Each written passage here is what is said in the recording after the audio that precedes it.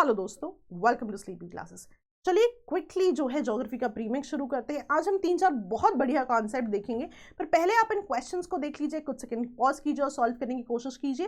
पहला question about Natal type climate, दूसरा question about the crust, तीसरा क्वेश्चन है अबाउट टाइड्स। पूरा कॉन्सेप्ट हम यहाँ पे देखेंगे। चौथा क्वेश्चन है एनसीईआरटी से कि क्या प्रोबेबल एडवांटेजेस हो सकते हैं टाइड्स के, और लास्ट क्वेश्चन यूपीएससी का प्रीवियस ईयर क्वेश्चन है, पर बहुत अच्छा कॉन्सेप्ट है जो हम यहाँ से समझेंगे। चलिए क्विकली हम आंसर्स देखते हैं। बहुत ही अच्छे कॉन्सेप्ट्स आज हम डिस्कस करेंगे। पहला क्वेश्चन है अबाउट नेटल टाइप क्लाइमेट। तो क्वेश्चन कहता है Natal type climate southern hemisphere में पाया जाता है, कैटेगोरिकली वार्म टेम्परेट रीजन्स में और कॉन्टिनेंट्स के ईस्टर्न मार्जिन। यहाँ पे वो कहता है मॉनसूनल एलिमेंट्स हो सकते थे, लेकिन वो एलिमिनेट हो जाते हैं due to narrowness of the continents and dominance of maritime influence. तीसरा ऑप्शन वो कहता है कि नेटल टाइप क्लाइमेट में इवन डिस्ट्रीब्यूशन ऑफ रेनफॉल है साल भर due to south east trade winds. अब कॉन्सेप्ट में आपको एक्सप्लेन करूंगी तो देखना कितना इजी हो जाएगा आंसर करना, पर फिलहाल के लिए आपका आंसर क्या है? All the 3 are correct. मैं आपको बताती हूँ होता क्या है। सो बेसिकली आपका जो क्लाइमेट टाइप है वो है, वर्ल्ड क्लाइमेट पढ़ा होगा आपने, world temperate warm temperate eastern margin climate, right. मैंने पिछले हफ्ते इसको पढ़ाया भी था यूट्यूब पे, राइट। तो warm temperate eastern margin type climate क्या होता है? अगर आप ध्यान दो, कॉन्टिनेंट्स के ईस्टर्न मार्जिन पे पाया जाता है। अगर आप इन डार्कन्ड रीजन्स को देखो, कॉन्टिनेंट्स के ईस्टर्न मार्जिन पे पाए जाते हैं। दूसरा, ये वार्म टेम्परेट जोन्स होते हैं। वार्म टेम्परेट का क्या मतलब है? सबसे पहले तो टेम्परेट समझिए। ये अगर ट्रॉपिक ऑफ कैंसर और ये अगर ट्रॉपिक ऑफ कैप्रिकॉर्न है तो ये जोन्स क्या है? बियॉन्ड द ट्रॉपिक्स हैं, यानी कि टेम्परेट जोन में लाई करते हैं। अब टेम्परेट जोन में भी वार्म टेम्परेट में लाई करते हैं। सो बेसिकली पोलर रीजन्स पे आने से पहले अगर मैं आपको बताऊं, टेम्परेट जोन को 2 भागों में बांटा जाता है, राइट। जिस जोन की अभी हम बात करें वो वार्म टेम्परेट है। ऐसा टेम्परेट जो पोल्स के नियरर आता है, बियॉन्ड द वार्म टेम्परेट आता है, उसको कोल्ड टेम्परेट कहते हैं, राइट। अब ये जो जोन्स है, वैसे तो ये सारा warm temperate eastern margin climate है, लेकिन इसको 3 सब डिविजन्स में डिवाइड किया जाता है। पहला चाइना टाइप क्लाइमेट, ये रीजन आपका चाइना टाइप क्लाइमेट कहलाता है। दूसरा गल्फ टाइप क्लाइमेट, राइट। अब मिडिल ईस्ट की बात नहीं हो रही, गल्फ कंट्रीज की बात नहीं हो रही, गल्फ ऑफ मैक्सिको क्योंकि यहाँ पे आता है, इसके आसपास का रीजन गल्फ टाइप क्लाइमेट कहलाता है। और सदर्न हेमिस्फीयर के तीनों रीजन्स जो हैं आपके कहलाते हैं Natal type climate, right. Although ये तीनों एक ही क्लाइमेट टाइप के सब डिविजन्स हैं, लेकिन इनमें कुछ डिफरेंसेस भी हैं जो हमें समझने हैं। तो स्टेप बाय स्टेप समझते हैं कि कोई भी आपको क्वेश्चन आ जाए कभी भी गलती ना करें। अब अगर मैं चाइना टाइप क्लाइमेट की बात करूं, इसका जो कैरेक्टरिस्टिक्स है वो है, उसको आप कहते हो टेम्परेट मॉनसून टाइप क्लाइमेट। अब टेम्परेट क्यों? क्योंकि टेम्परेट जोन में मॉनसून का कैरेक्टरिस्टिक्स क्या होता है? सीजनल रिवर्सल ऑफ विंड्स, यानी कि हमें यहाँ पे ऐसी कंडीशन बनानी है कि सीजनल रिवर्सल ऑफ विंड हो। सीजनल रिवर्सल ऑफ विंड क्या होता है कि एक बार विंड की डायरेक्शन डिफरेंट होती है, अगले सीजन में रिवर्स हो जाती है। अब ये कंडीशन देखते हैं चाइना टाइप क्लाइमेट पे कैसे बनती है। अब हमें पता है, जब समर्स की बात करेंगे, गर्मियों की बात करेंगे, हमें पता है लैंड जल्दी हीट करेगा। जो रीजन ज्यादा हीट करेगा वहां पे होगा लो प्रेशर, और इसके कंपैरिजन में अब वाटर जो है इतना हीट नहीं करता एकदम से, तो यहाँ पे होता है हाई प्रेशर। हवा कैसे फ्लो करेगी? High to low, right. और क्योंकि अब हवा वाटर बॉडी से लैंड की तरफ जा रही है, मॉइस्चर लेडन विंड्स होंगी, बहुत ज्यादा रेनफॉल होगी। ऑन द कॉन्ट्ररी, जब हम विंटर्स की बात करेंगे, विंटर में डायरेक्शन कुछ इस तरह से हो जाएगी। क्यों इस तरह से हो जाएगी? क्योंकि विंटर में जो साइबेरिया वाला रीजन है, मंगोलिया वाले रीजन है, उनमें बहुत ठंड होगी, राइट। और वहां पे आपका होगा हाई प्रेशर। ठंडे रीजन्स में क्या होता है? हाई प्रेशर होता है। इसके कंपैरिजन में वाटर बॉडी में होगा लो प्रेशर। अब आप देखिए विंड की डायरेक्शन लैंड से सी की तरफ आ गई। अब क्योंकि हवा लैंड से आ रही है, मॉइस्चर कम होगा तो रेनफॉल भी कम होगी। सो ये जो सिनारियो है ये मॉनसूनल टाइप क्लाइमेट कहलाता है। तो China type climate temperate monsoonal type climate भी कहलाता है, क्योंकि यह सीजनल रिवर्सल ऑफ विंड है। एक तो विंड की डायरेक्शन बदल जाती है, और जब विंड लैंड से आएगी तो ऑब्वियसली कम रेनफॉल होगी, पर जब वाटर बॉडी के ऊपर से आएगी, मॉइस्चर लेके आएगी, ज्यादा रेनफॉल होगी। तो ये आपका बेसिक कैरेक्टरिस्टिक्स है चाइना टाइप क्लाइमेट का। So this is your China type climate. Similar चीज जो है गल्फ टाइप क्लाइमेट में भी होनी चाहिए, लेकिन यहाँ पे जो ट्रेंड ऑब्जर्व किया गया है, इतनी स्ट्रेंथनिंग नहीं होती मॉनसून की। क्यों? देखिए मॉनसून स्ट्रेंथन क्यों हो रहा था? बिकॉज प्रेशर डिफरेंसेस जो है बहुत ज्यादा थे। अब यहाँ पे जो लैंड और वाटर का प्रेशर डिफरेंसेस है, बहुत डिफरेंस नहीं है उसमें, इसीलिए मॉनसून कैरेक्टरिस्टिक्स बहुत ज्यादा स्ट्रेंथन नहीं हो पाता। लेकिन सिमिलर चीज आपकी सदर्न हेमिस्फीयर में भी होनी चाहिए, वहां भी मॉनसूनल कैरेक्टरिस्टिक्स होना चाहिए, लैंड और वाटर तो वहां भी है, राइट। लेकिन वहां पे दो फीचर्स है जो बहुत ज्यादा डोमिनेंट है। पहला फीचर तो क्या डोमिनेंट है, देखो मैरिटाइम इन्फ्लुएंस बहुत ज्यादा है। मैरिटाइम इन्फ्लुएंस की वजह से क्या होगा, कॉन्स्टेंटली जो है वाटर बॉडी से विंड्स, यहाँ पे जो आपकी ट्रेड विंड्स हैं जाती रहेंगी। अब आप कहोगे ये चीज तो ऊपर भी हो रही थी, लेकिन वहां पे जो एडिशनल कंडीशन थी, वहां पे कॉन्टिनेंट्स बहुत ब्रॉड है, तो हवाएं बहुत ज्यादा अंदर तक जाके अपनी जो है रेनफॉल कर सकती हैं। लेकिन यहाँ पे क्या है कि क्योंकि एक्सटेंट बहुत कम है कॉन्टिनेंट्स का, देखिए एक्सटेंट बहुत कम है as compare to northern hemisphere, इसलिए इस पूरे रीजन पे मैरिटाइम इन्फ्लुएंस होना बहुत ज्यादा आसान हो जाता है। क्योंकि ये रीजन्स अभी बहुत ज्यादा बड़े नहीं हैं, तो कांस्टेंट मैरिटाइम इन्फ्लुएंस इन पे रहेगा, बिकॉज कॉन्टिनेंट्स ऑलरेडी बहुत ज्यादा नैरो हैं। तो मैरिटाइम इन्फ्लुएंस की वजह से और कॉन्टिनेंट्स के नैरो होने की वजह से यहाँ पे जो एग्जैक्टली सीजनल रिवर्सल होना था वो बहुत ज्यादा नहीं हो पाता।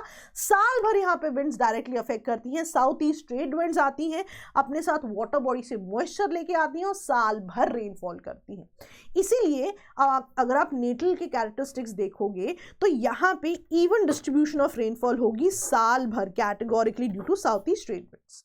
यहाँ पे मॉनसूनल एलिमेंट्स हो सकते थे, लेकिन क्यों एलिमिनेट हो गए? क्योंकि कॉन्टिनेंट्स में नैरोनेस है और मैरिटाइम इन्फ्लुएंस बहुत ज्यादा डोमिनेंट है। और ये कहां पाए जाते हैं? कैटेगोरिकली सदर्न हेमिस्फीयर के ईस्टर्न मार्जिन्स में और वार्म टेम्परेट रीजन्स में। ठीक है जी, याद रहेगा। चलिए नेक्स्ट हम देखते हैं। आई होप आपको कॉन्सेप्ट समझ में आ गया। हमेशा ही कहानी कॉन्सेप्ट की होती है, if you are through with the concept कोई दिक्कत की बात नहीं। ठीक है जी, चलिए अब आई होप कॉन्सेप्ट बहुत अच्छे समझ में आ गया है आपको। क्रस्ट की बात करते हैं। अब क्रस्ट में वो क्या कह रहे हैं, कॉन्टिनेंट्स हेवियर सिलिकेट से बने होते हैं, ओशंस में लाइटर सिलिकेट्स होते हैं। दूसरा क्वेश्चन कहता है ओशियानिक क्रस्ट की थिकनेस कम है और कॉन्टिनेंटल क्रस्ट की थिकनेस ज्यादा है। तो कुछ सेकंड के लिए पॉज कीजिए, करेक्ट आंसर देखने की कोशिश कीजिए। आपका करेक्ट आंसर है ओनली 2। सो बेसिकली होता क्या है, आपने पढ़ा भी होगा, सियाल और सीमा आपने कई बार पढ़ा होगा, silicon aluminium, right. So basically याद रखिएगा कॉन्टिनेंट्स हमेशा लाइटर सिलिकेट से बने होते हैं, राइट, और ओशंस हमेशा हेवियर सिलिकेट से बने होते हैं, राइट। तो इनकी जो ये पैरामीटर्स है ऐसे का ऐसा आप इसको याद कर लें, एग्जाम में फैक्चुअल डेटा बहुत ज्यादा पूछा जाता है, 1 या 2 क्वेश्चन। चलिए अब हम देखते हैं कि ओशियानिक क्रस्ट की थिकनेस कम है, कॉन्टिनेंटल क्रस्ट की थिकनेस ज्यादा है, इसको याद कैसे करें। तो बेसिकली होता क्या, आप इसको ऐसे देखिए, राइट, कि ये आपकी वाटर बॉडी है, ये आपका कॉन्टिनेंट है और ये आप बेस मान लीजिए, राइट। अब बेस से कॉन्टिनेंट्स में जो है कुछ थिकनेस होनी चाहिए। अब आप देखोगे ओशंस में ये वाली थिकनेस है क्रस्ट की, बाकी तो डिप्रेशन में पानी भरा हुआ है ना, इसीलिए आप देखोगे ओशंस की थिकनेस हमेशा ही कम होगी, क्योंकि मेजॉरिटी तो क्रस्ट, ओशियानिक क्रस्ट के ऊपर पानी है। पर कॉन्टिनेंट्स आप देखिए बिल्कुल ऊपर तक आते हैं, तो इनकी थिकनेस हमेशा ही ज्यादा होगी दैन ओशियानिक क्रस्ट की। ऑल्सो ऐसे रीजन्स, ये तो चलिए हम एक प्लेन रीजन की बात कर रहे हैं, लैंड पे ऐसे बहुत सारे रीजन्स होंगे जहां पे माउंटेन्स भी होंगे, तो वहां पे तो क्रस्ट की थिकनेस और भी ज्यादा हो जाएगी, बिकॉज माउंटेन रीजन भी तो एक्चुअली क्रस्ट का पार्ट ही है, राइट। तो ये आपने याद रखना है, इसीलिए थिकनेस वाला पॉइंट जो है यहाँ पे करेक्ट हो जाता है। ठीक है, वैल्यू जो है आप याद कर लीजिए। चलिए नेक्स्ट देखते हैं, टाइड्स क्यों होती हैं, right. Gravitational force of sun, gravitational force of moon and centrifugal force of the earth. अब यहाँ पे आंसर क्या है, तीनों ही करेक्ट है। Now very importantly I want to talk about the concept here. तो जब भी आपको क्वेश्चन पूछा जाता है कि तीनों में क्या इंपैक्ट है, आप ध्यान से देखना, this is your earth and this is your moon. अब मून जो है अपनी ग्रेविटेशनल पुल से अर्थ को अपनी तरफ पुल करने की कोशिश कर रहा है, लेकिन अब अर्थ में जो आप टेरेस्ट्रियल रीजन देखते हैं, जो आप इतना क्रस्ट मैंटल कोर देख रहे हैं, सामान देख रहे हैं, इट्स वेरी क्लोजली बाउंड है ना, अर्थ तो मून की तरफ नहीं जा सकता। तो अब इमेजिन कीजिए कि वाटर जो है वो थोड़ा ऊपर की तरफ चला जाता है, वाटर में एक बल्ज आ जाता है, राइट, और उसका एक रिदमिक राइज हो जाता है, राइट। सो टाइड्स बेसिकली क्या है, टाइड्स आपकी पीरियोडिक राइज एंड फॉल है वाटर का, राइट। तो ये टाइडल बल्ज क्यों आया? बिकॉज मून जो है कॉन्स्टेंटली अर्थ को अपनी तरफ अट्रैक्ट करने की कोशिश कर रहा है। ये एक तरीका है उसको समझने का। दूसरा रीजन क्या है? Centrifugal force of the earth. अब देखो, ये आपकी बॉडी है, अब आपको पता है कॉन्स्टेंटली जो है अर्थ के सेंटर पे ग्रेविटेशनल पुल की वजह से ये चीजों को अंदर की तरफ अट्रैक्ट कर रहा है ना, ग्रेविटेशनल पुल बहुत ज्यादा एक्ट कर रहा है। अब न्यूटन जी कहते हैं every action has equal and opposite reaction. अगर कोई फोर्स अंदर की तरफ लग रही है तो कोई फोर्स उसको काउंटर बैलेंस करने के लिए बाहर की तरफ भी लगेगी, राइट। अब जो फोर्स बाहर की तरफ लग रही है, राइट, इंटरनली ग्रेविटेशनल पुल लग रहा है जो चीजों को अंदर की तरफ पुल कर रहा है, जो फोर्स बाहर की तरफ है उसको आप कहते हो सेंट्रीफ्यूगल फोर्स। तो ये जो फोर्स बाहर की तरफ जा रही है उसकी वजह से क्या होता है, यहां पे जो पानी होता है ये बाहर की तरफ बल्ज हो जाता है। सो बेसिकली एक टाइडल बल्ज क्यों होता है? Due to the gravitational pull of moon. दूसरा बल्ज क्यों होता है? बिकॉज सेंट्रीफ्यूगल फोर्स इस पानी को दूसरी तरफ बल्ज कर रही है। अगर मैं और थोड़ा अच्छा डायग्राम आपको दिखाने की कोशिश करूं तो बेसिकली ये हो रहा है, राइट, कि एक tidal bulge is due to the gravitational pull of moon, the second tidal bulge is due to the centrifugal force. So basically ये दो बल्ज होते हैं, राइट, जिनकी वजह से आपका पानी का रिदमिक राइज या फॉल हो रहा है। अब यहां पे सन का क्या रोल है आप कहेंगे?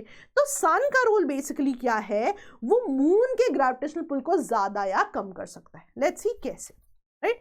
अब आपको ये पता है सन तो यहीं का यहीं है, राइट, लेकिन जो आपका मून है वो तो अर्थ की तरफ घूम रहा है, राइट। इसको समझने का तरीका और याद रखने का तरीका क्या है? तो मून एक बार यहां होगा, फिर यहां होगा, फिर यहां होगा, फिर यहां होगा, राइट।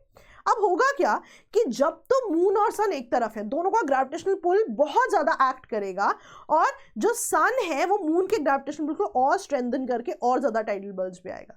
लेकिन अब आप मानो मून यहां नहीं है, मून किसी और पोजीशन पे है, तो क्या होगा? अब मैक्सिमम एफर्ट तो नहीं होगा, मैक्सिमम टाइडल बल्ज नहीं होगा, बिकॉज मैक्सिमम के लिए दोनों एक लाइन में होने जरूरी थे। अब जब मून अर्थ की तरफ मूव करके डिफरेंट डायरेक्शंस में जाएगा तो जब जब सन के पास होगा तब तब क्या होगा? मैक्सिमम टाइडल बल्ज होगा, बाकी सब पोजीशन पे मैक्सिमम से कम होगा। तो जब भी मैक्सिमम टाइडल बल्ज होता है तो उसको आप बोलते हो स्प्रिंग टाइड, और जब मैक्सिमम नहीं होता तो आप उसको बोलते हो नीप टाइड, राइट। तो ये आपने बेसिक हमेशा याद रखना है, ठीक है। चलिए, अब एनसीईआरटी आपसे कहती है कि क्या एडवांटेजेस हो सकते हैं टाइड्स के। ऑप्शंस क्या है?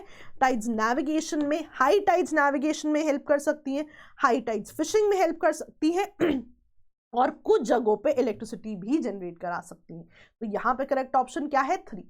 सो बेसिकली होता क्या है, जब भी हाई टाइड्स होंगी तो वो पानी को जो है शोर तक ले आएंगी और शोर का पानी भी बहुत ऊंचाई तक ले आएंगी, राइट। वाटर लेवल रेज कर देंगी ये शोर के पास। अब जिससे क्या होगा? वाटर लेवल यदि शोर के पास इजीली आ रहा है तो हार्बर पे शिप्स भी बहुत इजीली उस बहते पानी के साथ आ जाएंगी।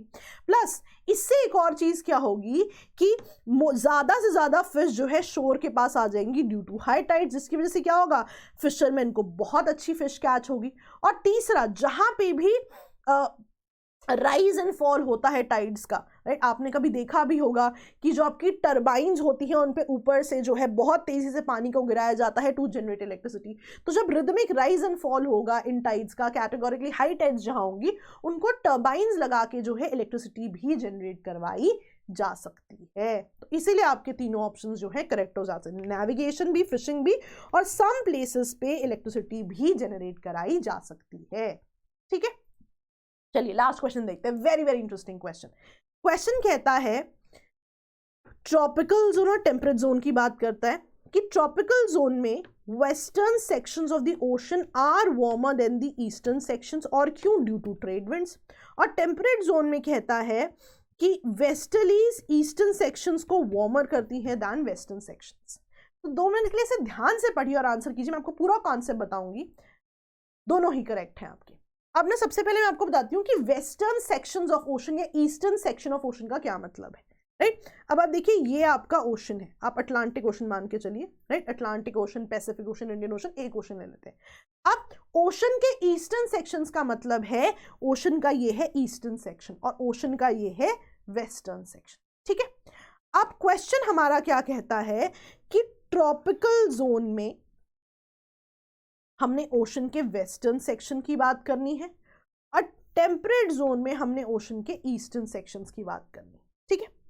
अब देखो होता क्या है, ठीक है, ये कह रहे हैं कि ट्रॉपिकल जोन में, राइट, ट्रॉपिकल जोन में जो ओशंस के वेस्टर्न मार्जिन है वो वार्मर है दैन जो दूसरा मार्जिन है, और टेम्परेट जोन में ओशन के ईस्टर्न जो ईस्टर्न जोन्स हैं ओशन के वो वार्मर है दूसरी साइड से।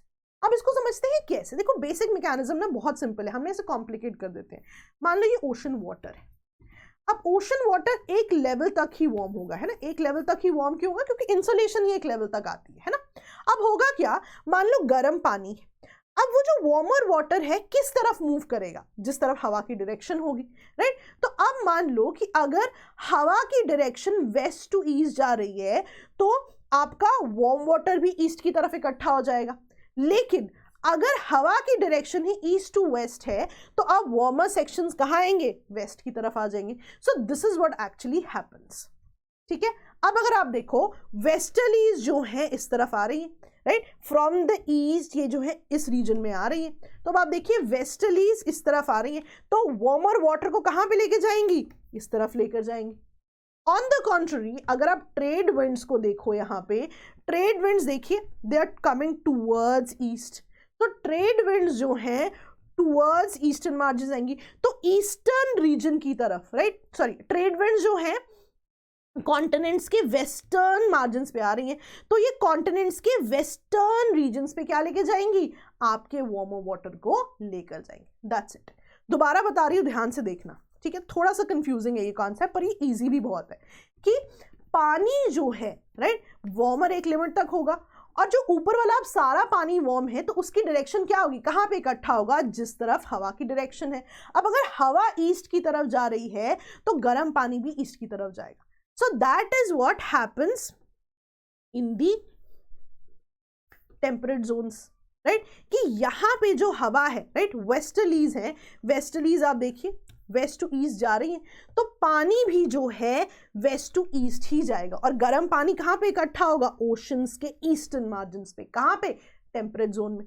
ट्रॉपिकल जोन की अगर हम बात करें तो ट्रॉपिकल जोन में आप देखिए हवा जो है वेस्ट की तरफ आ रही है, राइट, तो हवा जो है वेस्ट की तरफ आएगी तो क्या होगा, पानी भी जो है इस वेस्ट की तरफ ही क्या होगा, ज्यादा वार्म होगा, ठीक है जी, याद रहेगा। तो ऑप्शंस क्या कहते हैं, ऑप्शन कहते हैं जब भी आप टेम्परेट जोन में है, टेम्परेट जोन में वेस्टर्लीज क्या करेंगी, वेस्टर्लीज हवा को ईस्ट डायरेक्शन में लेके जाएंगी, क्योंकि वेस्टर्लीज का क्या मतलब है, हवा का नाम उसी डायरेक्शन से होता है जहां से वो शुरू होती है, तो वेस्टर्लीज क्योंकि वेस्ट से ईस्ट की तरफ जाएंगी तो ओशंस के ईस्टर्न सेक्शंस को वार्मर बना देंगी। ऑन द कॉन्ट्ररी अगर हम ट्रॉपिक्स की बात करें, ट्रॉपिक्स में जो आपकी विंड्स हैं वो टूवर्ड्स वेस्ट आ रही हैं, आप देखिए दे गोइंग टूवर्ड्स वेस्ट, अब टूवर्ड्स वेस्ट जाएंगी तो क्या होगा कि जो आपके ये वाले रीजन्स हैं they will become warmer than the other section, ठीक है जी। तो थोड़ा सा इंटरेस्टिंग क्वेश्चन है, कॉम्प्लिकेटेड भी हो सकता है, पर हमने काफी अच्छे से डिस्कस किया है तो आप कभी भी इसको नहीं भूलेंगे। तो यही कोशिश करते हैं कि हर सेशन में आपको कुछ नया बताएं, कुछ नए कॉन्सेप्ट बताएं। तो इसी के साथ आई होप आपने कुछ नया सीखा है। हमेशा मैं कहती हूँ कि if you are writing prelims this year तो आपको डेफिनेटली इस क्रैश कोर्स का पार्ट बनना चाहिए। One of the most comprehensive crash courses available है ये, तो इसकी डिटेल्स के लिए आप हमें कॉल कर सकते हैं, मैसेज कर सकते हैं। That's all for the day. All the best दोस्तों, बाय बाय।